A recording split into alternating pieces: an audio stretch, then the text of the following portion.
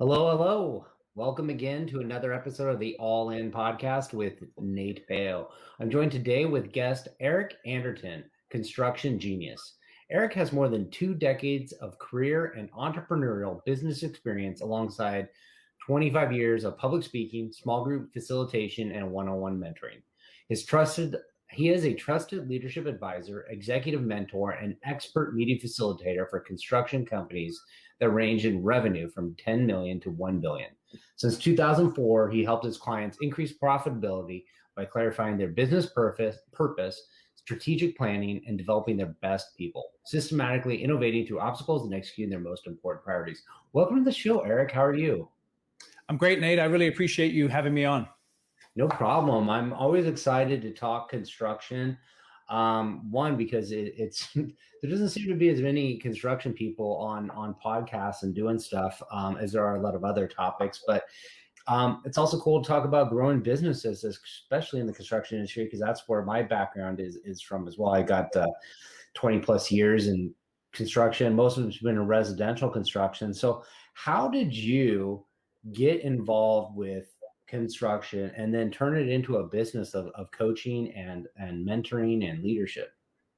In 2004, I went to work for a international leadership development company, and my first client was a construction company, LB Construction, out of Rockland, Roseville, California, and that was in 2004. They're still my client today, and I just fell in love with working with construction companies on the commercial side, particularly. I just love the way that they make a tremendous positive impact upon the communities they live in, not only with the buildings that they build, but also with the people that they employ. And I just really resonated with construction folks. So that's how it all started. Cool. And then it just spiraled off from there? Yeah. So I worked with the leadership development company for a number of years. The downturn hit in 2008, went to work for a software company for a couple of years, and knew that really wasn't my gig. And when an opportunity came up, I started my own gig in 2013, and I've been doing it ever since. And I just love it. Cool. Is that with the formation of what became Construction Genius? Yeah. So it started off just with me doing coaching, and I went to my old clients and started just building my business. And over time, it became clear that construction was my niche. Those are the guys that I resonated with. Those are the guys that I understood. And so I focus all of my business now from a marketing perspective, and 95% of my clients are all in construction. Okay. What does that name Construction Genius mean? It's a great question. So I don't look at myself as the construction genius, actually. Genius, according to Edison, was 1% inspiration and 99% perspiration. So I know that my clients work tremendously hard to build projects safely and effectively and productively. And I'm there to provide that 1% of inspiration that's going to help them in terms of their leadership, to communicate more effectively, to sell more work, to think strategically, and to build businesses that are long-term successful. The construction industry is unique when you're looking to build a business, because it's not like you necessarily go out, start tomorrow, and then build a product in the garage and go out and build it and market it. Like you're out there looking for somebody that has a need first. They want something built, whether it's like getting their backyard remodeled or building a large office building or building some giant, mega civil project that requires years and years of building it. And a lot of coming up with construction building techniques is doing things that have never been done before, and having to kind of come up with ideas and planning on the fly. And you're out there competing with other contractors to get work. It takes a long time to get paid. You have a very intensive cost with labor, materials, and equipment. It's a very daunting thing. A lot of times I'll tell people, nowadays, why would anybody in their right mind go out and start a construction company? It just seems absurd because it's so difficult to build one and be profitable. But yet it's still a very promising industry. There's still a lot of talent out there. There's definitely a huge amount of opportunity, I think, right now for innovation, because there's such a shortage of labor in the workforce. There's not a lot of people going through the trades and filling the void of the people we need, which in turn turns into development and turns into people that become leaders in the construction industry. But Where have you seen the biggest changes in the last 10 years with construction companies, and how have you coached your clients to take advantage of those opportunities and still stay as productive business owners? The areas that I work in with my clients are not so much on the various new technologies and things like that, whether it be 3D printing, whether it be BIM, whether it be those specific pieces of technology.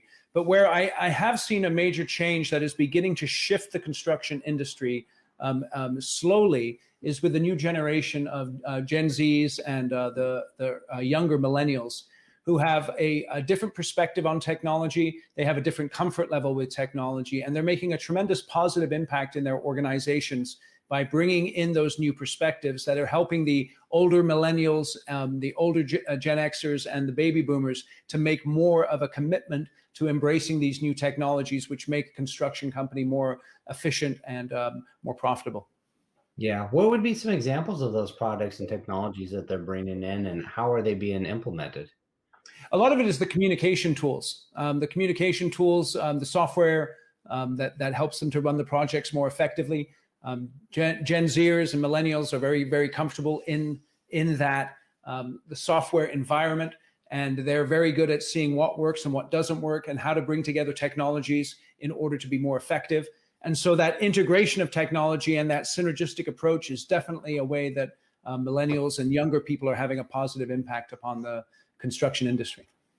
Yeah, definitely seen implementation of products, software, cloud-based solutions that are managing data, helping to communicate the designs from the engineering field, push it down to the trades that are building the project, and speed it up so there's less costly delays, which is may sound kind of archaic for other industries, but it's pretty radical to see that implemented now, an adoption of, when I started in 1998, my first job in construction, not my first job, my first real job that wasn't like a weekend warrior summertime pouring concrete, was working for a construction company, and the division president didn't have a computer in his office.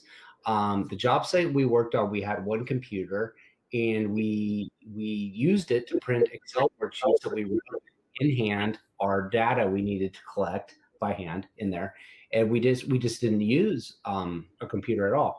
And then nowadays, the field has iPads. They are taking real time, control of the data, asking our advice questions, managing the process, marking projects complete, submitting applications for payment. So it's definitely changed a lot. But I want to know, like, what's your opinion with where things are headed? What are some of the biggest obstacles construction companies are probably going to face in the next 10 years, and how are you advising your clients to mitigate those problems?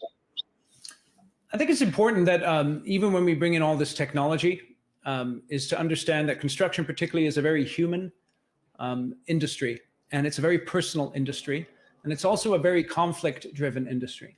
And so because of that, the one skill that never goes out of style, never gets old, never gets superseded by any technology is a person's ability to have difficult conversations, to look someone in the eye or to pick up the phone and to work through problems, to communicate clearly, to be able to think clearly about how to overcome challenges and obstacles. Those skills, which are very human and are driven by the various needs of a project, are never going to go out of style. And so those are the skills that I work with my clients on day after day.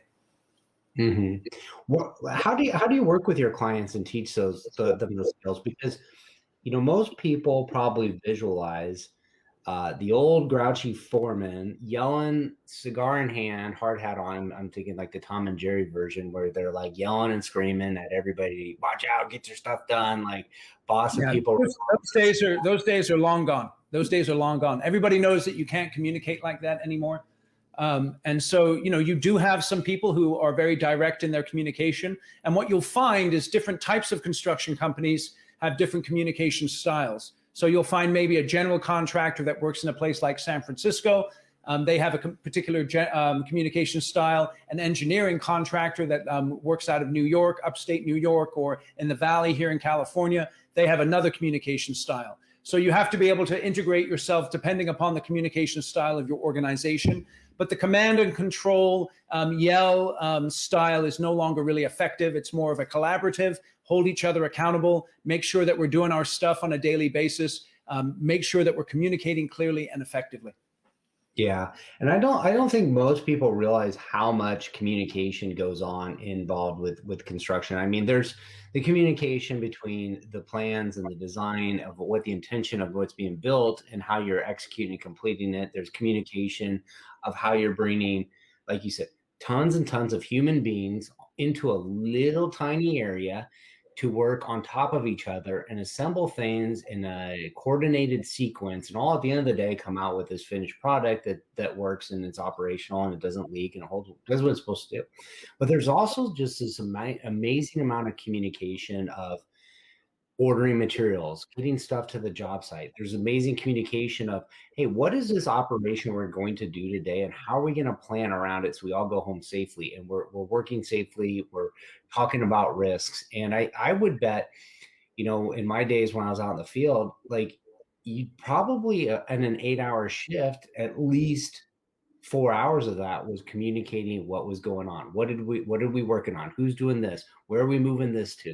And it's just a constant stream of communication. So it's not just how does the effective managers communicate, but how do you build a culture that pushes communication down effectively all the way through, so that things are getting passed around and you're building the projects the most economical, the safest, the quickest, best quality out there.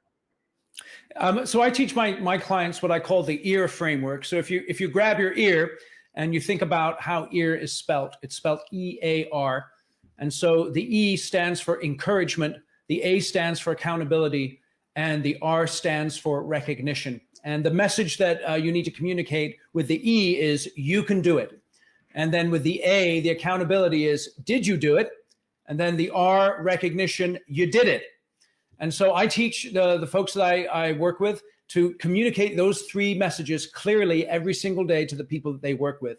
And that communication has to go up and down the organization, because the very best construction companies, though there may be many layers in the construction business, from the field all the way up to the executive suite, they have a flat sort of communication mentality, in that the people in the executive suite understand that the people in the field are the ones who really know what's going on, because they're there building the work. And so they listen to what's being said from the folks in the field, so they can get the very best possible information about how a job is going. And they communicate effectively up and down the chain of command, so they can focus on building a project profitably.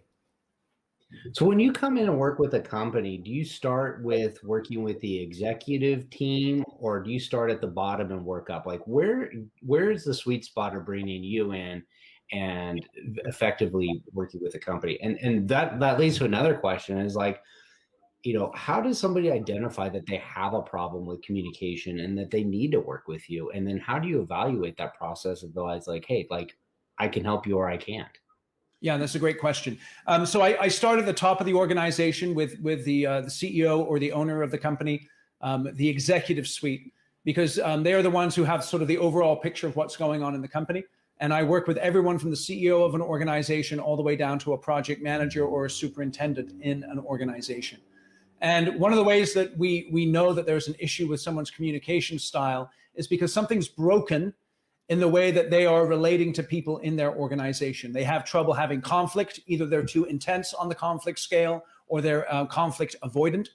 They don't know how to have effective conversations with people. They get distracted or interrupted by things which are not priorities. And they really need to learn how to get focused on the 3 or 4 initiatives that they need to execute on a regular basis in their position. They need to understand the relationships that are critical to helping them to achieve their goals. They need to be focused on a clear vision and a mission for their particular role in the organization. And they need help then in making sure that they're removing any obstacles that keep them from executing that role and responsibility effectively. And so that's what I help them to do, is to identify those obstacles, whether they're internal or external, and then remove those obstacles so that they can perform at the highest possible level. Now, is this something you come in and fix in one shot? I mean, you talked about some of your clients you worked with for many, many years. Like, one, how do your clients find you typically? And how long do you usually say like, hey, I can't turn this around overnight, but I can do it in a certain amount of time period? And what results should someone expect to see? Yeah. So as far as the executive coaching is concerned, because I work with my clients with executive coaching, I do sales and marketing training, I do strategic planning and leadership development in sort of a group environment. But as far as the executive coaching is concerned, there are no magic pills because change is hard, changing people is hard. And so people have to be willing to change. I've refused to work with people in organizations who are uncoachable. I will not do it because it's a waste of my clients' money and a waste of my time, and I just won't do it. And so someone has to be willing to be coached, and they have to be willing to commit to at least a 6-month process where we meet somewhere between 3 to 4 times a month from 30 to 60 minutes a time. And we focus in on those things that I talked about: their vision, their mission, their values, their initiatives, their development opportunities, the relationships they need to focus on. That's how we begin. And after 6 months, a lot of times my clients have made a ton of progress where we taper off to meeting once a month. Some people, they've achieved their goals at that point and we don't need to meet anymore. So I'm all about helping my clients get the results that they're looking for. If we achieve them, then there's no need for me to be working with you anymore because you're doing what you need to be doing. But if you want that ongoing assistance in terms of the executive coaching, then I work with my clients for years, helping them in those areas. Yeah. And you mentioned you work with construction companies in the sales and marketing aspect. And Yeah. it's a unique thing in construction because the typical things don't work, right? Advertising on, radio and newsletters, they're not working. It's kind of a relationship business, and building Yes, it trust. It's always hard. Like everybody says, like, I could never find a good contractor, So how is. do you work with your clients to make themselves known and build strategic relationships and grow their business, where it's sustainable?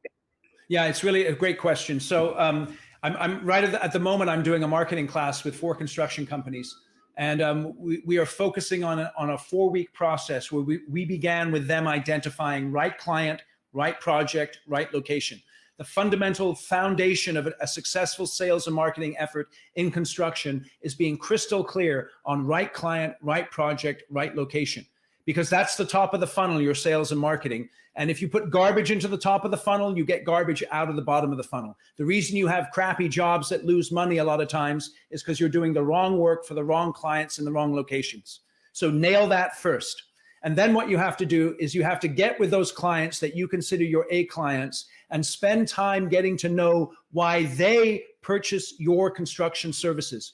What are the pains that they're looking to avoid? What are the pleasures that they're moving towards that motivate them to do business with you? And you need to understand from their point of view why they purchase your services, and then craft your marketing messages and your sales messages around the reasons they buy. So in order to be effective in sales and marketing, you start with the client, then you go to the offer, and that's when the money comes. Too many construction companies, they start with money. I need money, so here are my services, and then they go around and look for someone to sell them to. It doesn't work that way. Start with the client, then craft the offer based on what they need, and the money will come. Mm-hmm. And it's so true what you bring up, because if you're in a business, a construction business, and you have a niche, maybe you're a trade contractor, and you go after everybody in that market that does that work, that might hire that work, chances are you're going to what I call buy a job. You're going to bid one that's too low, and you're going to essentially lose money. And construction is so difficult to make money that you have a set margin, and if you make it, you did good. But if you have something go bad, you can go upside down, double, triple your construction estimate and no problem. And then there's a lot of recourse to the owner of the property that will, like, you have to stick it out. You have to complete the project. You can't just, hey, you're a bad client, I'm just gonna, call it quits and start over. Like, there's an obligation to perform your duties, and having the right clients will really mitigate you having a disaster of a job. And that's usually what would make or break a contractor. It's not a slow loss of income. It's usually like 1 or 2 bad projects that they couldn't recover from. And typically they're because they underbid the project and didn't have the resources to man the project and execute. Yeah, you don't go out of business with too little work. You go out of business with too much work or the wrong work. That's a good, simple way to put it. Where are Yeah. the clients that you work with? Are you located in a specific region? Are you working with people nationally, globally? Where are these folks Yeah, located? I have clients all over the United States, on the West Coast out to the East Coast. I have clients in Canada and in the United Kingdom. A lot of the work that I do is in Northern California. I've built my reputation and my network of contacts in Northern California, in the greater Sacramento and Bay Area. But I work with folks all over the place. Yeah, it's definitely, interesting how things are so different regionally, even Northern California to Southern California. And I got to imagine they're even more different than working in, out of the country. But just like little simple things like what people call things, like the tools that they use, the little slang terms that they have for it. Awesome stuff. So I do want to ask you, I ask this of all my guests. What does it mean to you to be all in on an idea or an outcome? I think the one thing that I've really committed to in my business and in my life is playing long-term games with long-term people. So when I started my company in 2013, I made a 20-year commitment to this particular business. And by 2015, I would say I made a 20-year commitment to the construction industry specifically. So I don't just dabble in construction. I don't just dabble in the industry. I'm an advocate for the industry. I'm committed to working with construction companies, helping them to be more profitable by teaching them how to win more work, build teams, think strategically. So to me, to be all in is to make a long-term commitment and to play long-term games with long-term people. That's a great answer, and I'm sure you've seen some of the successes come to fruition with the companies you coached and seen them change, and that's got to be a pretty rewarding feeling. So let's talk a little bit about the clients you work with. I know we briefly touched on them, but who are your ideal clients? Not maybe just the size of the company, but the ones that you just love working with, that it doesn't feel like work. It feels like you're a part of the team and you guys are in this together to, basically crush it. Yeah, well, so I'm wearing the jacket of one of my ideal clients. It's called Fouché. They're a general contractor out of Seattle, Washington. And they are a terrific company. They're going into their third generation of leadership. The leader of the company, Eric Jones, is really focused on that succession plan. He's got a great team of young leaders underneath him who are up and comers, who are going to be taking the company over from him. And so I love working with my clients, helping them with things like succession planning and leadership development, executive coaching, strategic planning. So my ideal client is a general contractor or a subcontractor. Typically that's, anywhere from 20 to 20 million plus. And they do have a commitment to the development of their people. I'm not for everyone. I'm definitely not cheap in terms of, the fees involved with working with me. And I'm not a fly-by-night kind of guy. So if you look for long-term commitments with people who can have a tremendous impact on your business, those are the types of companies that I'm looking to work with. Is there a size of employee size that you tend to work with, or maybe a specific niche, maybe a more specialist contractor than just your everyday build a building type guy? Yeah, so I've worked a lot with general engineering contractors, people who do paving and grading and underground. I have one client that's extremely long-term, another client that I'm very much committed to. And so I do a lot of work with those types of guys. I understand deeply the dynamic between project management and the field and how the money is made in the field. But the office also has a responsibility in managing client relationships that contribute to the field being able to execute. I very much understand the natural silos that occur in a construction company and why those silos can only be overcome by clear communication, by willingness for healthy conflict. And so working with those types of companies where the silos naturally occur and where they need to be able to communicate across those are the companies that I work most effectively with. Awesome stuff. So where can people go if they want to get connected to you and find out more? It's funny. I started my own podcast a couple of years ago. I'm over 100 episodes in. The podcast is Construction Genius. And what's trippy to me about the podcast is that when people contact me, having listened to it for a long time, they already know me. And so it's kind of weird because they've been listening for many, many episodes and they know me. And so I'd encourage you to go check out Construction Genius podcast and get to know me a little bit. Like I said, I'm not for everyone. But if you resonate with that podcast, I know that I can help you to build a profitable construction company. I can help you with your succession planning, your sales and marketing, your strategic planning, your people development. And so check out the podcast, or you can go to constructiongenius.com. You can see all the clients that I work with there. There's a bunch of testimonial letters that talk about the work we've done.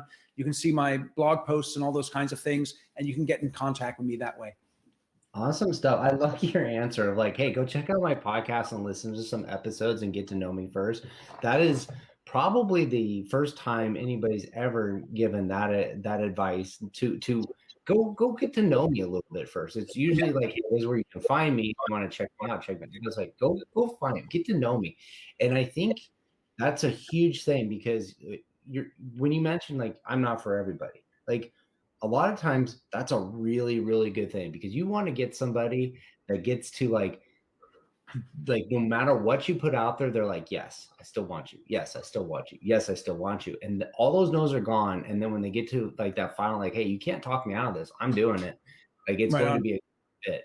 And getting to know somebody, you're right. Like when you're on podcasts, when you're on social media, you're building a bit of rapport. People do know a little bit about who you are before they reach out in contact with you. So it's not a cold meeting. It's not like, hey, I got to get to know you and trust if you're going to do a good thing. I mean, you're a stranger coming into somebody's baby. You're getting invited in. Better be welcome. Come in and tell us like how you're going to make it, versus like, I'm going to see you come in and be like, oh, I don't trust you. I don't know who you are. We got to build this rapport first. Now, having that knowledge of who that other person is before you even have a conversation about doing business together is very cool. So I love your answer there.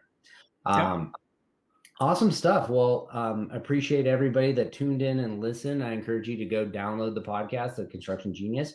Check it out, listen to it. And if you do feel that Eric is the right person for you, reach out, say hello, and let him know you heard about him on the All In podcast. Thank you so much for coming on the show, Eric.